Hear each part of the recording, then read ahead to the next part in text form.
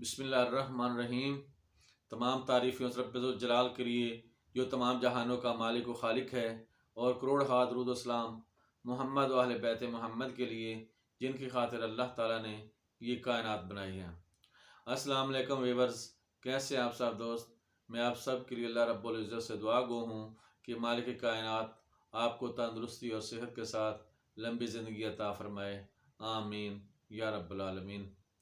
मैं हूँ डॉक्टर हकीम सैयद शाहिद अब्बास नकवी बुखारी अल सादात दवाखाना साहिवाल, पंजाब, पाकिस्तान से।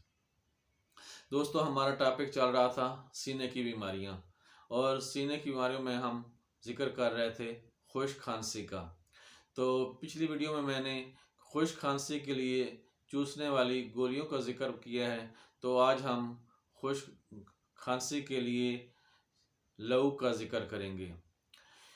इससे पहले कि हम नुस्खे की जानिब जाएं, मेरी आप तमाम दोस्तों से रिक्वेस्ट होगी कि आप मेरे इस चैनल अल सादात दवाखाना को सब्सक्राइब करें, वीडियो को लाइक करें और अपने दोस्तों अजीज़ों को शेयर करें, ताकि सिलसिला फैज़ सादात जारी रहे, चिराग से चिराग जलता जाए और लोग फैज़ उठाते जाएं।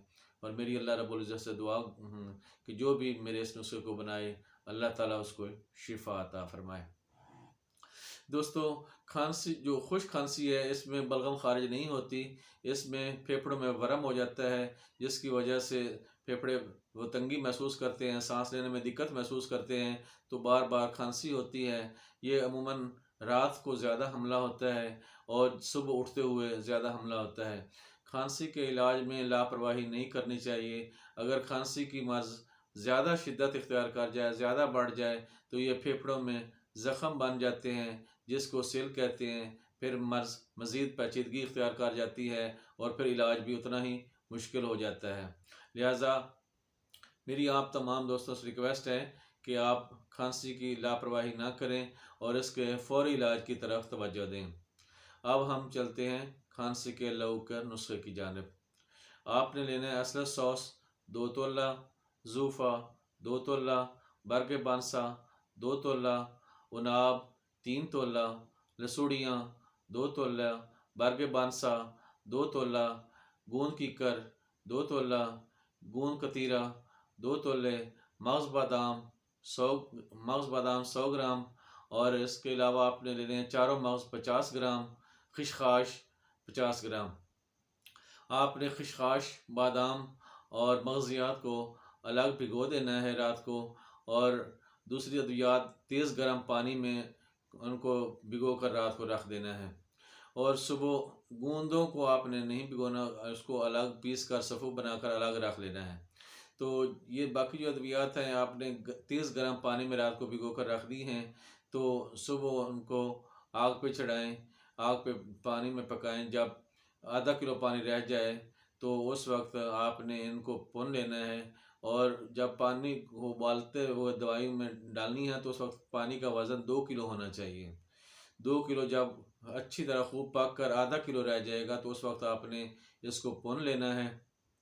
और बाकी जो मगज़ियात भिगोए थे, उसका मगज़ बादाम का छिलका भी सुबह तक नरम हो चुका होगा, तो आपने वो बादाम का छिलका उतार लेना है। बाकी मगज़ियात को भी आपने दौरी कुंडे में कूट के अच्छी तरह उसका दूध निकाल लेना है, या मिल्क शेकर में उसको ग्राइंड कर सकते हैं।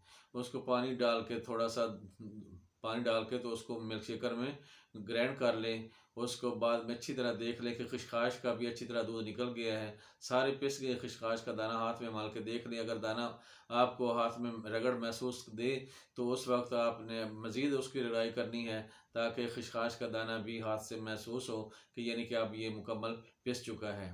तो आपने इसका दूध को भून लेना है, और वो आपने उसके जो वो दवाई का आपने भून लिया था, आधा किलो पानी जो बच गया था, आपने उसमें डाल के तो हल्की आंच पे रखना है, और साथ उसमें आधा किलो शहद और आधा किलो चीनी डाल देनी है।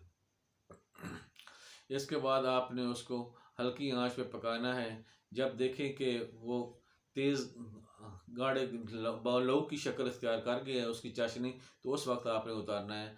ये आपने बार बार देखते रहना है कि पतली चाश ना हो, यानी कि लहूक वाली हो, गाढ़ी हो चाश, उस वक्त आपने उतार लेना है। और आपने उसमें आखिर में जो हमने गूंदें पीस कर रखी थी, गूंद कतीरा और गूंद कीकर, हमने वो आखिर में गूंद कीकर और गूंद कतीरा का सफ़ूर भी डाल देना नीचे उतार के। तो आग पे आपने गूंदें नहीं डालनी, ये आपके जहन में होना चाहिए कि गूंदें जब शरबत को, लहू को हम आग से उतार लेंगे तो उस वक्त बाद में गूंदों को शामिल करेंगे। अब आपने इस लहू को जो तैयार हुआ है इसमें इसको बोतल में महफूज कर लें और 7 लुबान 3 माशा उसमें डालकर महफूज कर लें। इससे आपका जो ये लहू है इस पे वो गिलाफ नहीं बनेगा जो उल्ली लग जाती है, तो और ना ही ये इसमें नीचे शरबत चीनी जो जम जाती है वो नहीं जमेगी।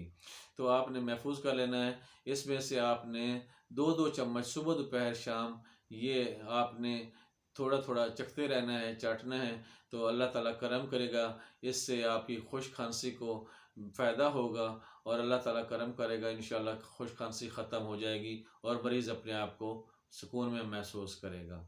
तो ये थी मेरी आज की वीडियो। दोस्तों, मेरी आप तमाम दोस्तों से रिक्वेस्ट है कि आप हमारे लिए दुआ करें कि अल्लाह ताला हम सब को एक दूसरे के लिए आसानियाँ पैदा करने की तौफ़ीक अता फ़रमाए। आमीन या रब्बल आलमीन।